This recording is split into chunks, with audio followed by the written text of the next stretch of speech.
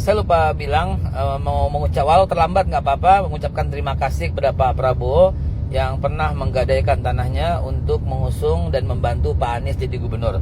Sekali lagi terima kasih Pak Prabowo.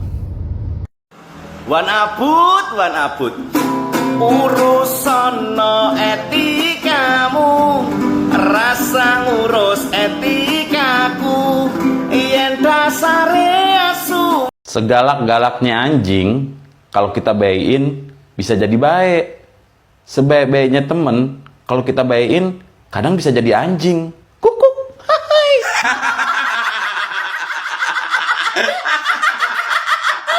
Guys, kalian lihat kan gimana Pak Anies menyerang Pak Prabowo di debat semalam. Kalau lihat dari komen-komen sosmed sih banyak banget komentar yang ngebelain Pak Prabowo. Ada yang sedih, ada yang marah juga. Macam-macam lah. Kalau diperhatiin memang Pak Anies dari awal dikasih kesempatan ngomong, dia udah langsung nyerang dengan bawa-bawa harta pribadi Pak Prabowo. Tapi di antara sekian serangan yang ditujukan ke Pak Prabowo, ada satu sindiran Pak Anies yang menurut gua agak malah bikin banyak orang gak simpati. Kinerja Kementerian Pertahanan di era Pak Prabowo dikasih nilai 11 dari 100, berarti 1,1 dari 10. Karena itu menurut saya skornya justru di bawah 5, Mas Ganjar. Kalau 5 itu ketinggian, Pak Ganjar. Terima kasih, Pak Ganjar. Disebut aja angkanya berapa gitu loh. Kayak saya gitu loh. Jangan di bawah 5, sebut aja berapa. 11, Mas. Dari 100. Waduh, jadi mereka di Kementerian Pertahanan kerjanya nggak dianggap. Pak Prabowo sejauh yang gue tahu, pernah ngasih rumah untuk awak Nanggala, upayakan beasiswa prajurit TNI ke luar negeri, beli senjata canggih Rafale, A400M dan lain-lain. Apa ini bukan kinerja? Gimana menurutmu? Ada lagi nggak prestasi Pak Prabowo yang nggak banyak orang tahu? Kesengajaan menebar fitnah untuk jatuhkan Prabowo. Kalau salah dan keliru data bisa dipahami, tapi ini memang sengaja untuk dilakukan agar bisa menghasut orang,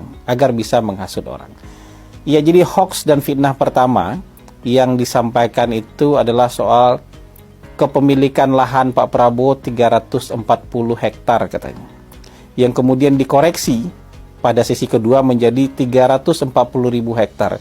Ini kemudian dibandingkan dengan kondisi prajurit yang sebagian, ya, yang separuhnya belum punya rumah. Tapi prajurit semua tinggal di asrama ya. Ya, tapi ada separuh yang belum punya rumah. Nah, ini kan sebenarnya nggak ada hubungan pertama. Karena kalaupun Pak Prabowo bukan Menteri Pertahanan, ya dia punya tanah yang cukup luas dibandingkan rata-rata orang Indonesia. Meskipun misalnya Pak Prabowo jadi Menteri Koperasi, ya dia jadi Menteri Koperasi kan tanahnya segitu juga. Pak Prabowo nggak jadi Menteri, tanahnya segitu juga. Mungkin malah berkurang tanahnya, ya karena ada beberapa yang digadaikan untuk mempromosikan orang-orang tertentu.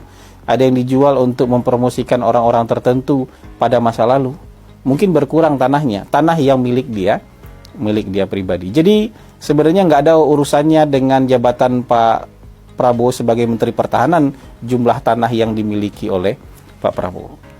Fitnah yang berikutnya itu tanah yang dimiliki oleh Pak Prabowo itu bukan 340 hektar, bukan juga 340.000 hektar. Itu makanya Pak Prabowo berkali-kali bilang data Anda salah, data Anda keliru, ya Anda punya data dari mana gitu ya.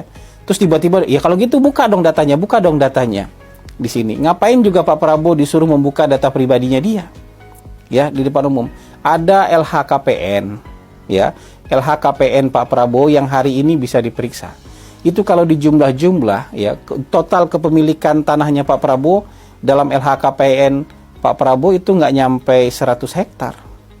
Mungkin cuma sekitar 60 hektar kalau mau dihitung-hitung, bahkan mungkin nggak sampai. Dulu mungkin pernah lebih luas daripada itu, tapi mungkin ada yang sudah digadai, ada yang sudah dijual untuk mempromosikan orang yang kehilangan jabatan supaya dapat terpilih jadi kepala daerah. Ya kan? Ya mungkin dulu pernah lebih dari segitu, tapi sekarang laporan tahun 2022 ya cuma segitu. Saya rasa nggak nyampe 60 hektar.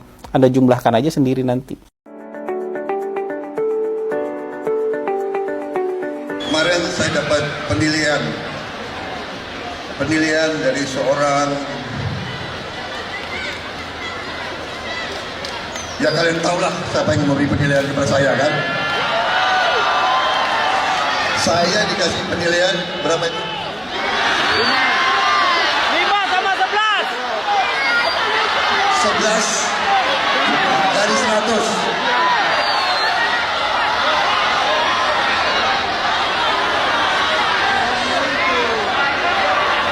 saya? Jawaban seorang anak Betawi, kalau dari ente mah memang gue pikirin. Saya dari muda, saya pertaruhkan nyawa saya naik gunung, turun gunung, masuk rawa, membela merah putih.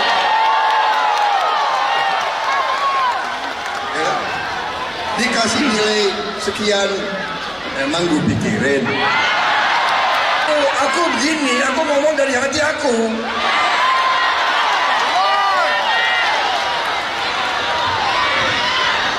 Tak pandai aku silat lidah.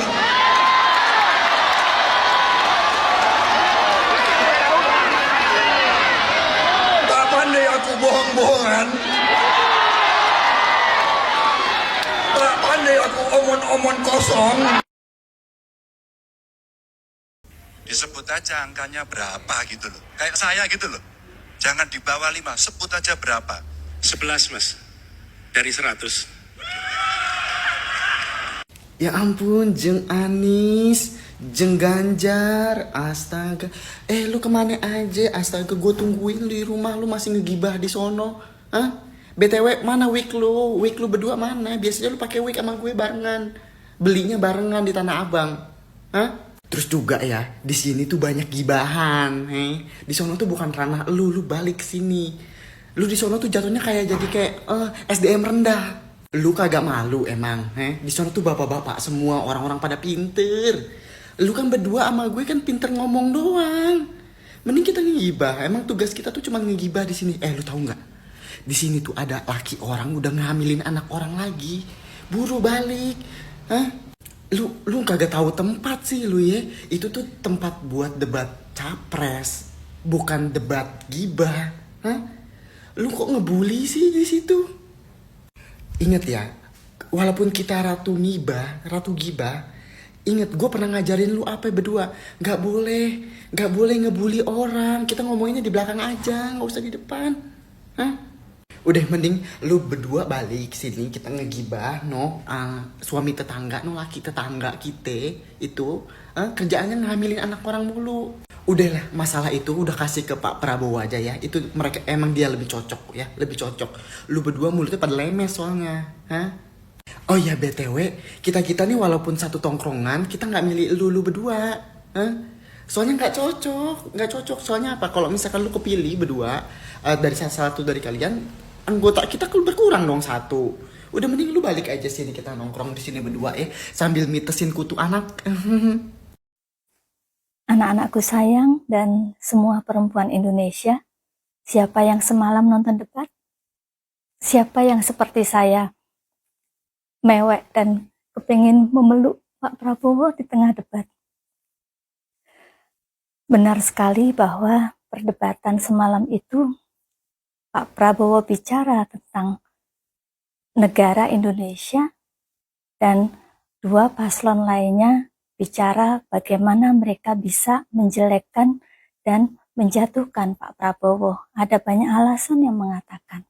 Tetapi kita melihat sama-sama bagaimana Pak Prabowo menahan diri untuk tidak menjawab dengan kasar, untuk mempertahankan apa yang seharusnya memang tidak boleh diucapkan, dan untuk menjaga martabat kedua paslon. Karena beliau pernah mengatakan, debat ini adalah ajang untuk ketiga paslon untuk shining, untuk bersinar, bukan untuk saling menjatuhkan. Dengan ketiganya bersinar, masyarakat akan lebih jernih memilih. Dan saya bersyukur saya memilih Pak Prabowo, karena kita bisa menilai dari debat kemarin yang sangat penting bagaimana kita memilih pemimpin, yaitu mengenai karakter.